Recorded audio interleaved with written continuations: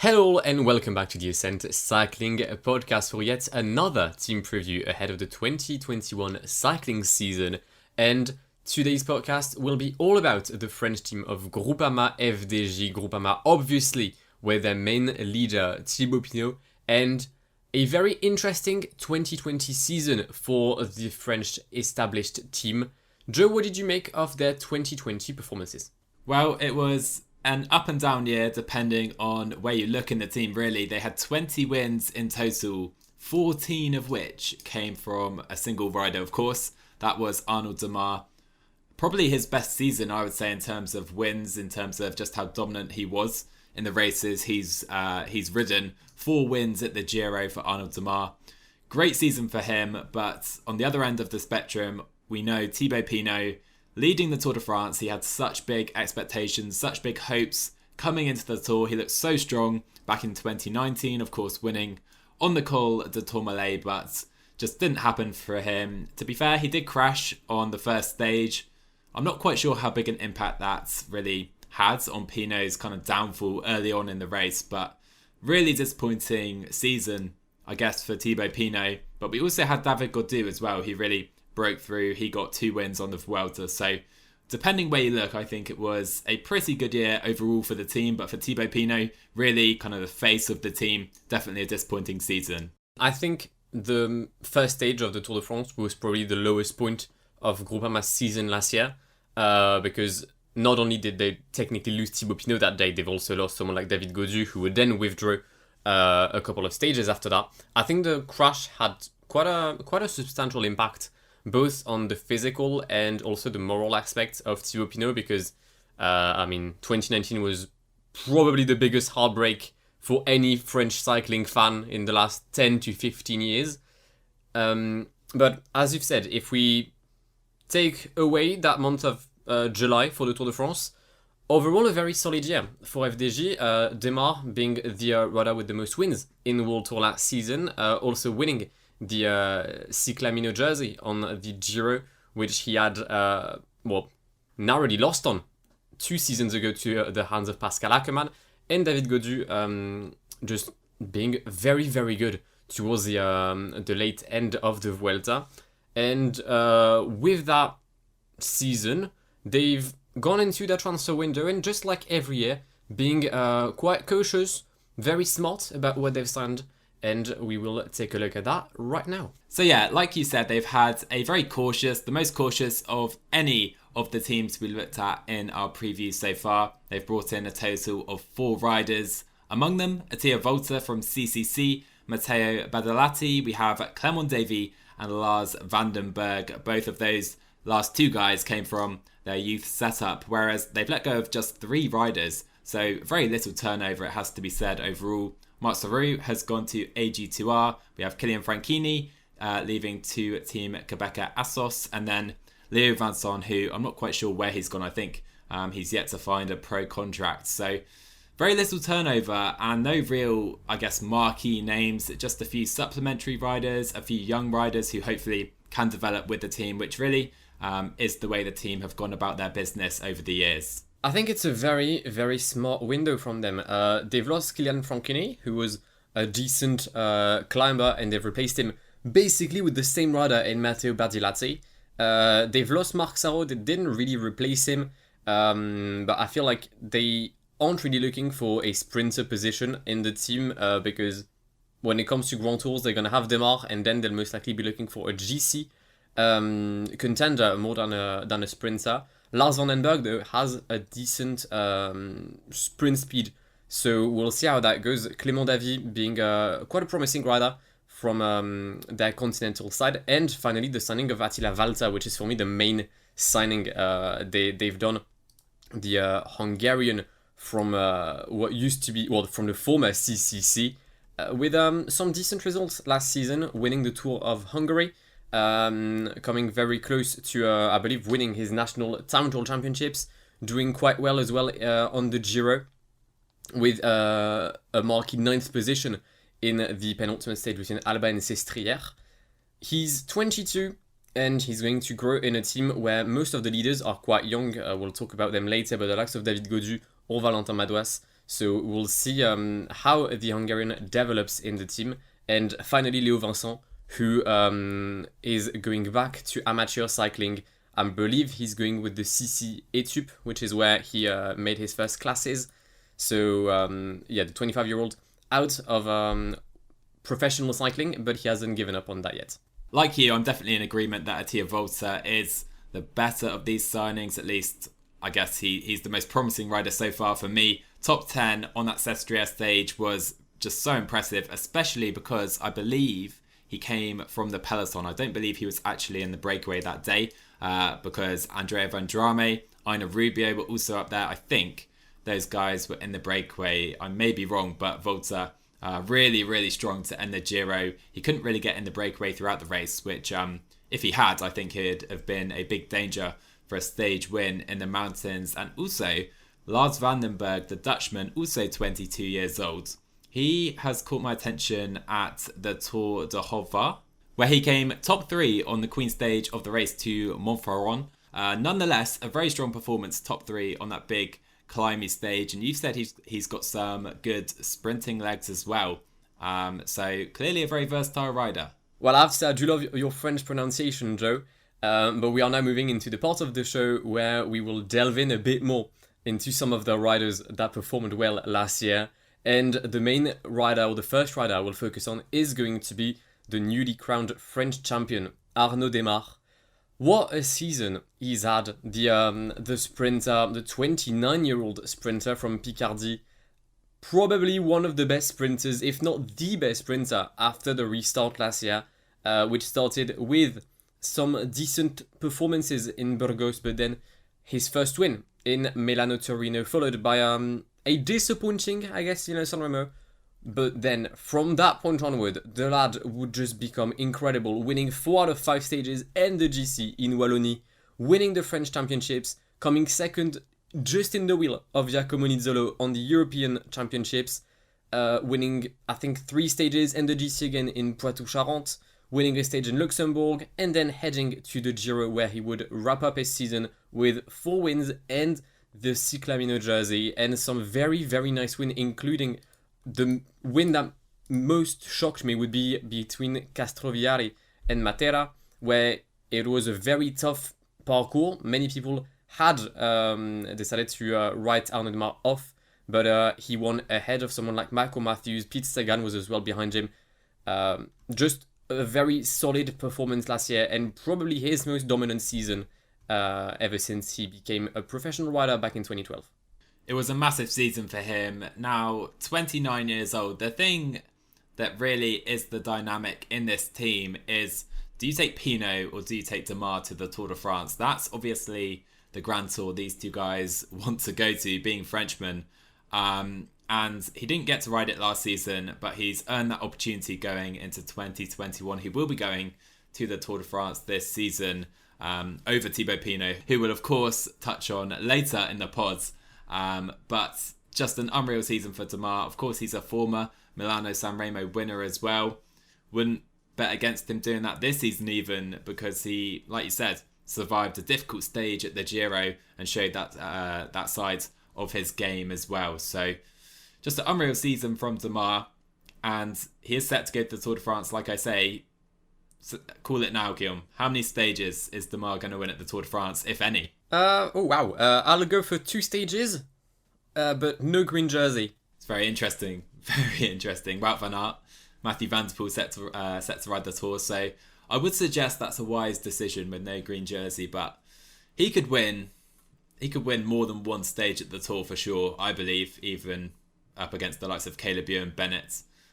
Just so rapid last season in 2020. If he carries on that form with Jacopo Guarnieri and Sinkeldam as well leading him out, they worked really well together, that trio at the Giro and throughout 2020. So if they can carry on that form, they shouldn't be disrupted too much with their transfer business either. I see no reason why Demare can't carry this form into 2021. So I've called him the face of the team, and I think that would be fair to say, to be honest. I know Demare is here, but Thibaut Pinot, now 30 years old, he's been with this team his entire career, and I know Bardet has had some great Tour de France, but I would probably suggest that Thibaut Pinot has been France's main hope for a Grand Tour, for the Tour de France. Of course, now a 35-year gap between their last win at the Tour de France. I hate to remind you that, Guillaume, but Thibaut Pinot came close in 2019, and really his season was built around the Tour de France in 2020. Looked like it was going well up until the end of the Dauphiné, and his first real test at the Tour, he was dropped, and he carried on in the race, but was nowhere near his best, couldn't even challenge in any breakaways or anything like that. So just a super disappointing season for Thibaut. He did start the Vuelta, which, to be honest, I completely forgot because he only rode 2 stages of the race. But he's going to go to the Giro d'Italia this season. He's not going to the Tour de France. At least he's not planning to at this stage of the season. I think that's probably a good move. I know the Giro is expected to have less time trialling kilometres than the Tour de France this season, but it is a very strong start list set to go to Italy. What do you think about the decision made to take Pinot to the Giro instead of the Tour? I think it's a very wise decision.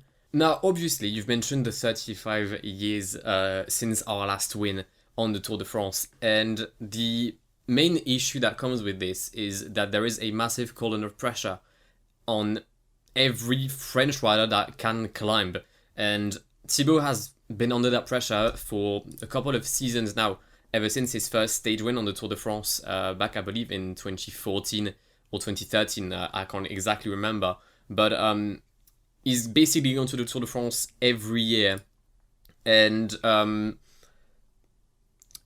being on the Tour de France requires physical strength, but also mental strength, and I think with the amount of disappointment he's had over the past couple of years, especially 2019. 2019 was, for me, a very tough season for him. I actually didn't think that he would come back to the Tour de France in 2020 following the heartbreak on that Tour de France. I mean, I still remember vividly the images, and even the French commentators, or the French pundits, one of them was basically in tears, because it was just, everything had gone right for him, and in one snap of a finger, his hopes of winning the Tour were finished.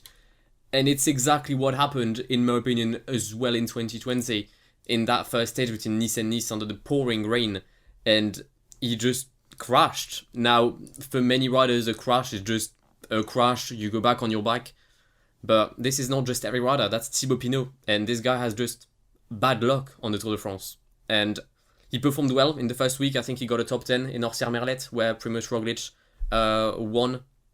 But ever since that day, he's been really, really poor. He's gone to the Vuelta actually as a teammate to go and help David Gaudu. But yeah, he did not start the third stage. And I think his move to the Giro is a very wise decision. He will have less pressure on his shoulders. He's gone to the Giro, I think, the year where Christopher Froome had won it.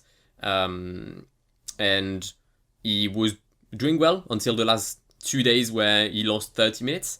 So we'll see how that goes for him. But I think, yeah, it's a correct move. And he also said the Tour de France this year is for complete riders and not climbers, and he considers himself more as a climber than a complete rider, which I understand. So yeah, I'm really, really curious to see how he's going to perform in such a massively challenged Giro. 2012 was Pinot's first Tour. He actually got a top 10 at the GC, won a stage as well at his first Grand Tour.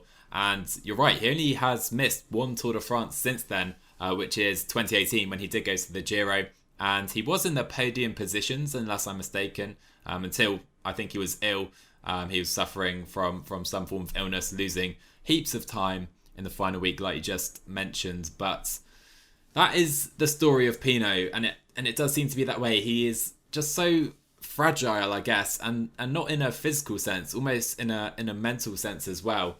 And the pressure, the cauldron of pressure he's under at the Tour de France, it doesn't suit him at all, in my opinion. And it's just so difficult because obviously everyone wants him to do so well. Even people who aren't French, I think, root for Thibaut Pinot. He's a very likeable rider. But just one Grand Tour podium still to his name. Now, into his 30s. This is a rider who is one of the best climbers, I think, of of his generation, really. He just is so inconsistent, fragile as well, I'll say it again. He just hasn't been able to put a 3-week race together, and I'd love him to do it at the Giro this year and really kind of build some confidence in himself and some belief that he can go to the Tour and try and challenge for yellow, because I think in the legs he has it in him. Maybe more in the head, I'm not sure he has right now, and he needs to change that before it gets too late if he is going to win the yellow jersey and end France's drought for me. It's a very fair point, and when there's the Tour de France, there's always French TV covering the inside of a team, and I believe in 2019 they covered FDJ, and at the end of stage, I think it was stage 19, where the dreams were crushed and hopes and basically everything disappeared at this day for France. The cameras were on Thibaut Pinot in his room after the race, and the amount of times I've heard someone say, there is no way I'm ever going to go back on a bike, this is it, this is the end of my career, I'm stopping now, was just, I actually thought that was it for him. I really did. And that's why I was even more surprised when he came back to the Tour de France in 2020, because he said he would never go there unless he proves himself that he can win elsewhere. And I think that's what he's going to do this year with the Giro. I think he doesn't even need to win the Giro. I think just first of all, finishing the race would be good, because we've mentioned 2018. He actually did not start the last time trial, or the last stage. I think it was the time trial between Roma and Roma. He DNF'd at the start of the final day. That's Thibaut Pinot.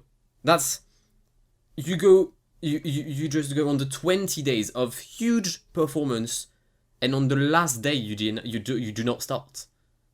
Mentally, it's so hard, because you have to prepare yourself for an entire 5 or 6 months just to get everything taken away from you at the end. It's mentally, it's probably one of the riders who's had the most or the biggest amount of disappointments in his career. Looking at his pro cycling stats page, I can see he's ridden or started 14 Grand Tours. He's DNF'd 7 of those, so he's only finishing half the Grand Tours he's starting. This is a man who's going into these races pretty much for his entire career, really, as the GC leader, the focal point for the team, and to only finish 50% of those races, like you say, it's just sapping mentally. It must be so draining to give up all those race days, preparation races, and then not finishing so often when you know if you're at your best, you can win the race, really.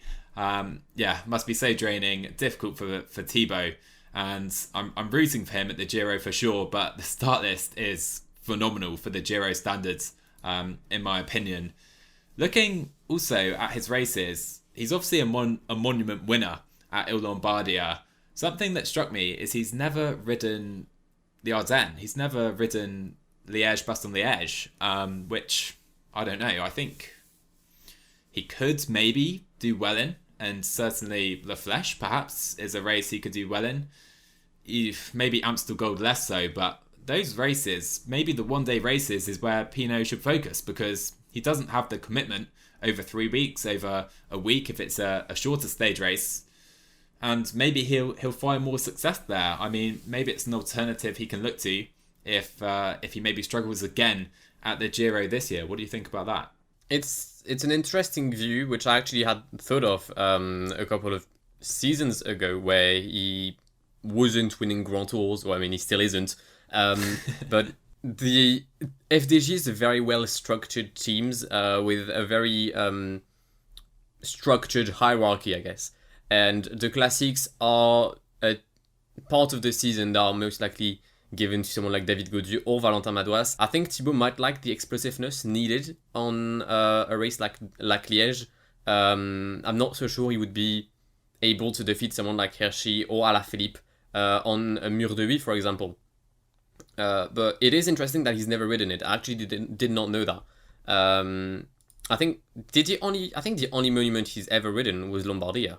Yeah, he's never ridden any of the others. Yeah, that's quite curious, actually. One thing I would say about Thibaut is I think he's at the right place. FDJ, he's still got 2 more years on his contract. they have their full faith in him, and they will do till the end of his career. I'm almost certain. Marc Madouas and Thibaut Pinot and Groupama FDJ, I can't imagine him riding anywhere else. And when I think of Thibaut Pinot and even Groupama FDJ as a team, I think of him winning on the Tourmalet and Marc Madouas absolutely in a frenzy, going crazy on top of the climb before sprinting over to try and get to Thibaut as he crossed the line. And that's what I think of when I think of Thibaut. And if we can see more moments like that this year and perhaps in the future, I think it would be great to see.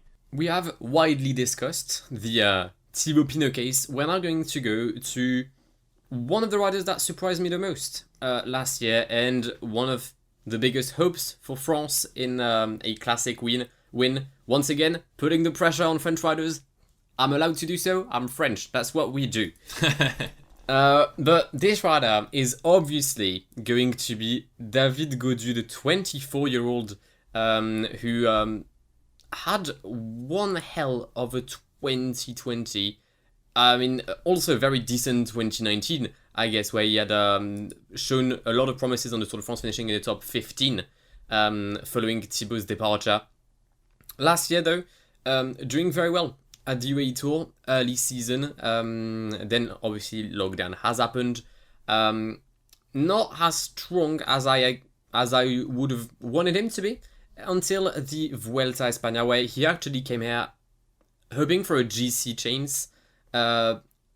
With Thibaut as his teammate, as we've said, Thibaut just did 2 stages and then decided to put an end to his season. And those GC hopes were gone, so he's gone for stages. And what a decision, winning at the Alto de la Farapona first, and then at the Alto de la Covatia, the first being ahead of someone like Marc Soler in the breakaway, I believe, and the second in a superb manner ahead of the likes of Gino Meda and Ion Izagirre when he was previously dropped by those riders. Just an incredible rider from David Gaudu, who will be the leader of FDJ on the up-and-coming Tour de France, taking the role of Thibaut Pinot, I guess, but with obviously less pressure on his shoulders. So I'm quite curious to see how he's going to do, if he's going to go for a GC, if he's going to go for stages like he did on the Vuelta, if he's going to try a mix of both, which usually never really works well. I think the most important case for that would be someone like Guillaume Martin last year for Cofidis. But yeah, I'm quite curious to see what the 4th of the UAE Tour and the 8th of La Vuelta will do next year. It's going to be very difficult for him to choose between the GC, like you say, and stages from the offset, because I think he could get a top 10 at the race, but would it be more valuable for David Gaudu, Groupama FDJ, for him to go to for stage wins in the break, do another season like he did at La Vuelta last year, where he was just unstoppable in some of those breaks? Like you said, the Alto de la Covatia in particular, final mountain stage of the race, he was just so far ahead of the rest of the breakaway, featuring strong riders such as Ion Izagirre, like you just said. I wonder if David should maybe focus on stages again at the Tour this year. I may be underestimating him. I'm not sure. But if he can get a stage win at the Tour de France on his palmarès by the end of this season, he's still just 24 years old, this man. Let's not forget that. So I wonder if that could be the way for him this season. He's not the best time trialist. He showed that at the Vuelta. He's not the worst, to be fair, but by far and away not the best time trialist. He'll lose time aplenty to the likes of Roglic and Pogačar at the Tour for sure in the time trials. So maybe he should just focus on stage wins. If he doesn't go for stage wins, he can also go for classics, because he's a very decent one-day rider. He's finished, I believe, in 6th place of Liège-Bastogne-Liège in 2019. I'm not sure he went to Liège this year. I don't think he did. But I think this man might be the next French winner of a classic. And I mean monument. Like, no pressure, but I think he can win Liège. I think he can. I think he can also win perhaps another monument that I think could be better suited to him, Il Lombardia in Italy. I see no reason why he can't win that race. I'm not sure if he's going to ride it this season. I don't think he's set his schedule for post Tour de France just yet. But Liège, like you say, a top 10, that was such a strong result. I think that was the year Jakob Fuglsang won. In difficult conditions, we saw riders all over the roads. So for David Gaudu to be in that second or third group, really, really strong one-day rider. And I know Julian Alaphilippe struggled that day in those conditions. So he's a very strong character, I think, David Gaudu. And I'm in agreement with you. I think we could see this man winning a monument, Liège or Il Lombardia. If not this year, by the end of next season.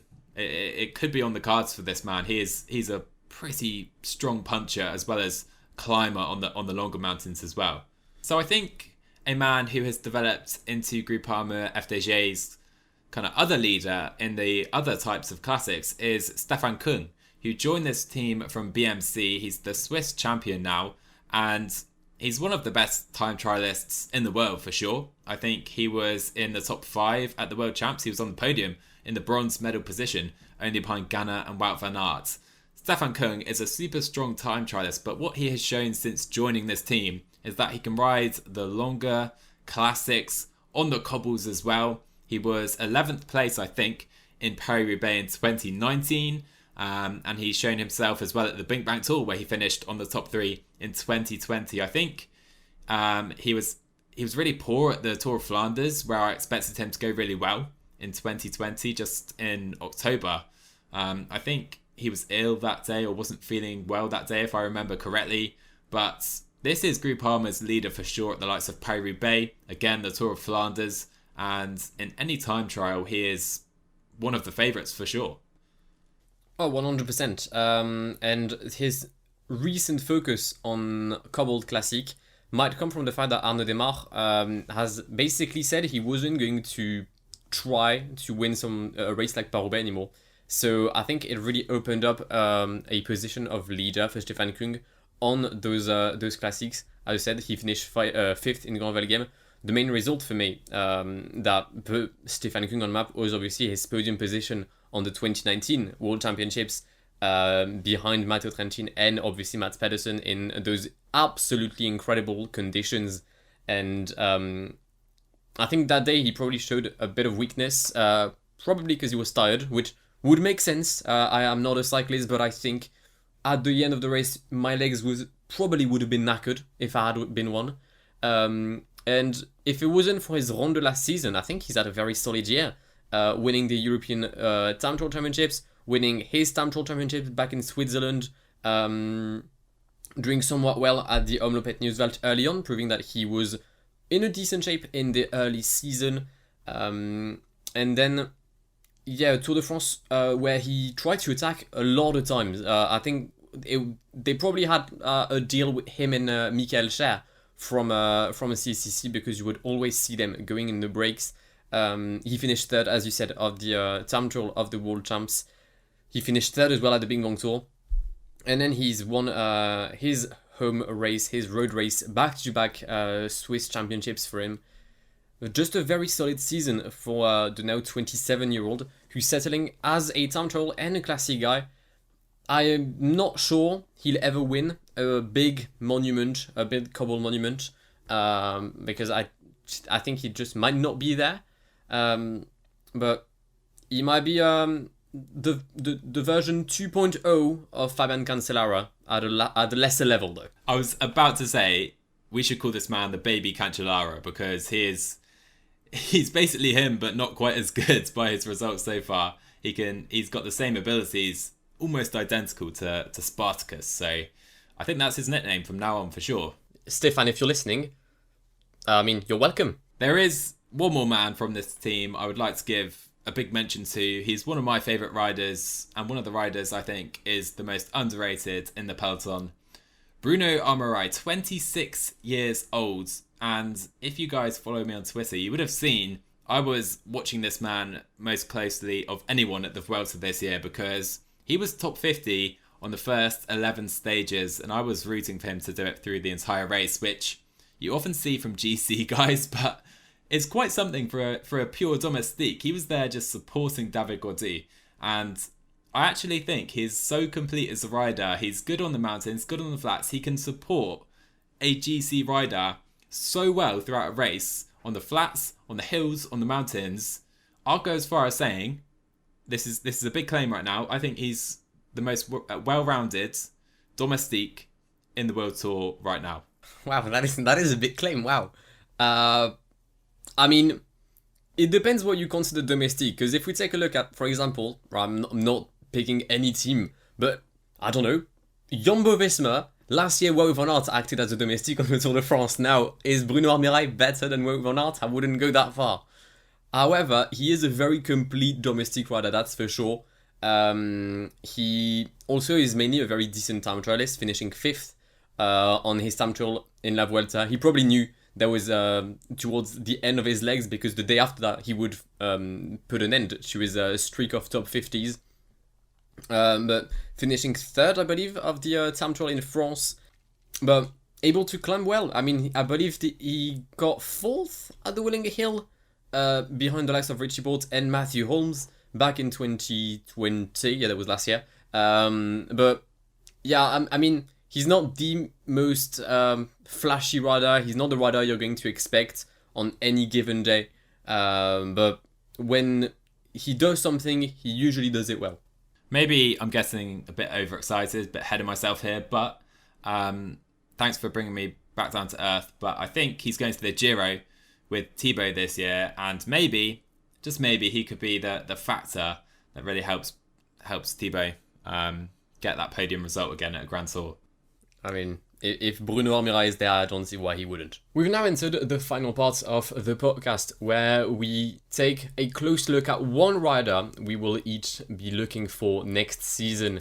We have done that with all of the teams, and we're going to carry on this tradition with FDJ. And the first rider we will be talking about will be the rider I will be watching for next year, and that will be 24-year-old Valentin Madouas, who had a decent 2018, an even better 2019, which led him 2020 with him being somewhat of a teammate or a leader when he had the chance. And overall, a solid year for him, finishing in the top 20 of the Dauphiné, acting basically as the new leader on the Tour de France following the departure of both Thibaut Pinot and David Gaudu, getting I think a top 5 on the Pas de Pérol, where Dan Martinez decided to bully the likes of Bora Hansgrohe and Kemna and Schachmann from Bora Hansgrohe, and then top 15 at La Flèche, top 5 on the Paris Tour, and mainly the result that struck me, a top 15 on the Ronde van Vlaanderen. We've mentioned over the past couple podcasts that a lot of classic riders that are usually good on La Flèche or Liège were turning potentially towards the Ronde van Vlaanderen. We've talked about Jakob Fuglsang mainly. We had talked about Julien Lafilippe doing it last season. I think Valentin Madouas is trying to make that same move, being versatile on both hills and cobbled classics. So very curious to see how he will progress next season. He will be on the Tour de France alongside David Gaudu. We've mentioned early on that David might not go for GC and might go for stage wins. I think Valentin is probably in the same mindset, maybe a bit more towards the stage wins, or potentially, you never know, towards the polka jersey, which I think could suit the 24-year-old quite well. That's a good shout. I think polka dots would look very good on Valentin Madouas. I think he's set to start his season at Strada Bianca, and then going to the Tour of Flanders later on. So I see no reason why he can't finish in the top 10 or even better in either of those races. Moving on then, my rider to watch for 2021 in this team is going to be Attila Valter, the Hungarian. We touched on him earlier on in the pod, coming in from CCC, still just 22 years old, and I think he showed himself first really in 2019, where he finished in the top 5 of the Tour de Hungary. He then went and fixed that last season, where he won his home Grand Tour, aged just 22. Really impressive result. He beat some strong riders there, to be fair, and he's shown himself in other races earlier in the season. Gran Piemonte in Italy, where he finished in the top 10. Very difficult hills there, difficult climbs. And then, we mentioned it earlier, the result that really struck us, was the top 10 to Sestria in the final days of the Giro, really finishing among the GC guys. So I'm not sure on his programme where he's going to go, if he's going to ride any Grand Tours and which he will ride if he's going to. But if he goes to the Giro, he's going to be a super help to Thibaut Pinot in the mountains. And if he goes to the Tour, likewise to David Gaudu. So for now, I think Attila Valter is a super domestique in this team. He's a really strong climber. And in the future, why not? I think we could see Attila Valter slowly develop into perhaps leading Grand Tours for Groupama FDJ down the line at some point. I think Attila will most likely have his Grand Tour debut with FDJ on the Vuelta, because Thibaut is usually having the same team around him on the Grand Tours, so the likes of Mathieu Ladanius, the likes of Reichenbach, the likes of William Bonnet, and I don't know if FDJ has decided to get Valter really as a teammate, because he's proved last year that he was able to climb quite well on his own, and I'd love to see him maybe as a bit of an actual leader. So, for example, the Vuelta would very well suit him, but I mean, I'm not against him helping Thibaut Pinot if it means Thibaut actually wins. I mean, if we've got Bruno Armirail and Attila Valter, I think everything is great for Thibaut. Yeah.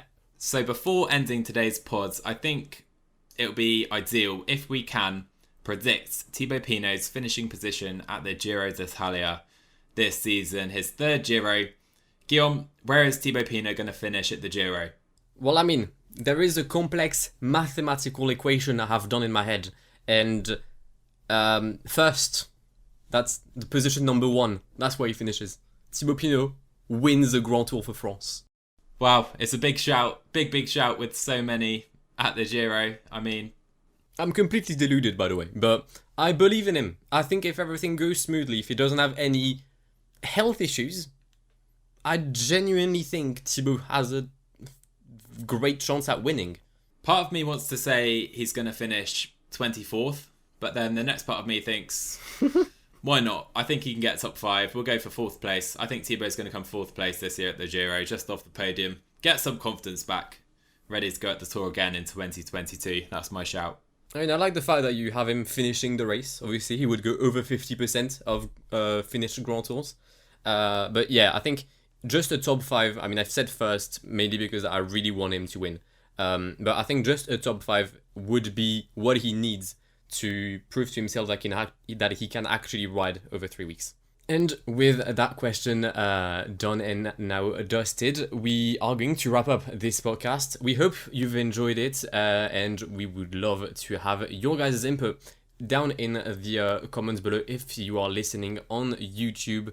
What do you make of FDJ? What do you make of Thibaut Pinot? What do you make of my prediction? I mean, what do you make of people in France's prediction, which is him to win? Because I'm actually quite curious. I want to see what the general opinion is. And yeah, Joe, do you have a final word to wrap it up? David Gaudu to win on the Col de Porte at the Tour de France. Well, you've heard the man. Have a nice one. Cheers, guys.